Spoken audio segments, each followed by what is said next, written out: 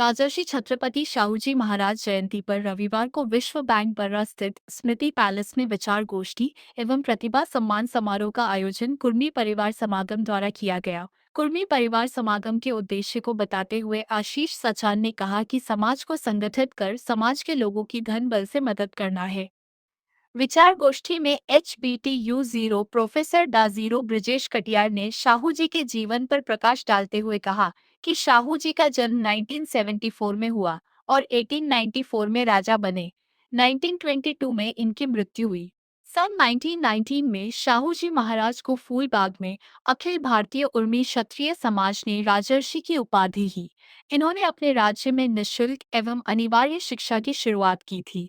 गांव-गांव प्राथमिक विद्यालय खोले, महिलाओं को संपत्ति का अधिकार दिलाया।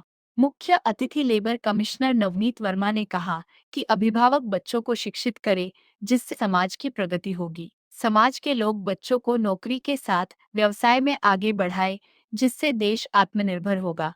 समाजसेवी सुदामा प्रसाद अकेला ने अध्यक्षता की। अतिथियों का स्वागत अरविंद सिंह सचान, ब्रिजेंद्र स्वरूप, अनुक्रम सिंह, क्रांति कटियार, अंजनी वर्मा ने किया। समाजसेवी अरविंद सिंह सचान ने मेधावी छात्र छात्राओं को प्रोत्साहित किया। प्रतिभा सम्मान समारोह के तहत निकिता सचान, अनुराग सचान, पार्थिवी सचान, वेदांश सचान, तनु हरी, प्रतिष्ठा सचान, रोहित सचान, अनन्या सचान, कुणाल पटेल, आर्यन उमराव, रविश कटियार, अदिति सिंह, प्रिंस, प्राप्ति सचान, कुशाग्र सचान, सृष्टि सिंह, याशी सचान आदि का संस्कार शाला के शैलेंद्र सचान ने सभी प्रतिभाओं को एक एक पौधा दिया। कार्यक्रम का संचालन H0 राजेंद्र प्रसाद वर्मा ने किया।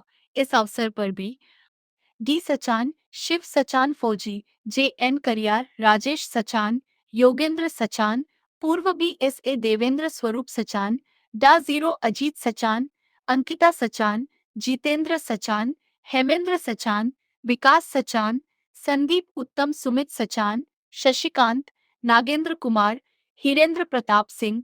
मैं आशीष सचान, जिलाध्यक्ष कानपुर उद्योग व्यापार मंडल।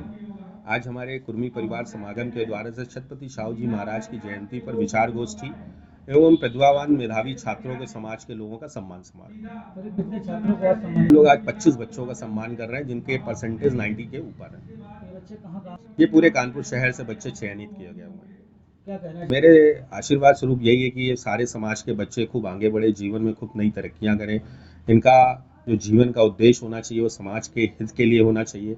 इनके कर्तव्य निष्ठा के साथ ये लोग समाज के लिए अच्छे कार्य करें। जनहित को लेकर हमारे समाज के द्वारा से ब्लड कैंप लगाए गए हुए हैं। अभी हमारे गर्मियों में शरबत वितरण के कार्य किए गए हैं।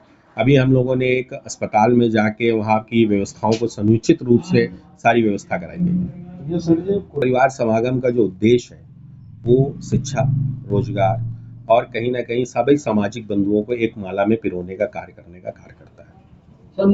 मुख्य अतिथि के रूप में हमारे समाज के लेबर कमिश्नर साहब हैं, वो हैं। एक प्रोफेसर साहब हैं HBTI के, कटियार साहब वो हैं। और इसकी अध्यक्षता समाज सेवी और वयोवृद्ध सुदामा प्रसाद अकेला जी हैं।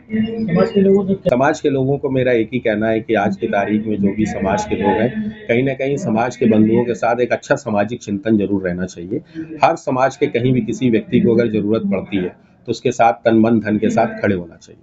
आज के समाज के सारे लोगों को अगर एकता की माला में पिरोकर तो अपने समाज के लिए खड़े रहेंगे, तभी समाज का एक अच्छा सा विरोचना हो सकता है। परिवार समागम का ऐसा कोई भी राजनीतिक हस्तक्षेप का उद्देश्य नहीं है, पर कुर्मी परिवार समागम का कोई भी सदस्य अगर वो आता है राजनीति पे तो उसका कुर्मी परिवार समागम सदस्य उसकी हर फील्ड पे, वो राजनीति नहीं। मैं कहता हूँ कि कचहरी का चुनाव अगर वहाँ का सम्मानित सदस्य है तो उसके लिए भी आगे आके उसकी मदद की जाएगी। वो कहता हूँ एक डॉक्टर है, वो अगर हॉस्पिटल चला रहा है तो उसकी भी वहाँ पे आके मदद की जाएगी। वो शिक्षा क्षेत्र पे उसकी आके मदद की जाएगी। ओवरऑल सिर्फ एक सीधी एक चेन प्रोसेस पे हमें काम करना है। हर व्यक्ति की कहीं ना कहीं उसकी मदद करनी, उसकी मदद को आगे मजबूत करना। क्यों नहीं, हर समाज राजनीतिक भागीदारी चाहता है। कौन सा ऐसा समाज है जो आज राजनीति की भागीदारी नहीं चाहता है? तो बिल्कुल चाहेगा। समाज के लोग जो आज राजनीति पे आना चाहते हैं तो वो भागीदारी उनको मिलनी चाहिए, उनके अकॉर्डिंग मिलनी चाहिए, उनके टैलेंट के अकॉर्डिंग मिलनी चाहिए। हमारा कोई दबाव बना के कोई कार्य करने का उद्देश्य नहीं है। हमारा उद्देश्य सिर्फ इतना है, जो जिस तरीके का हो उसको कहीं ना कहीं उसको बना के कार्य करना।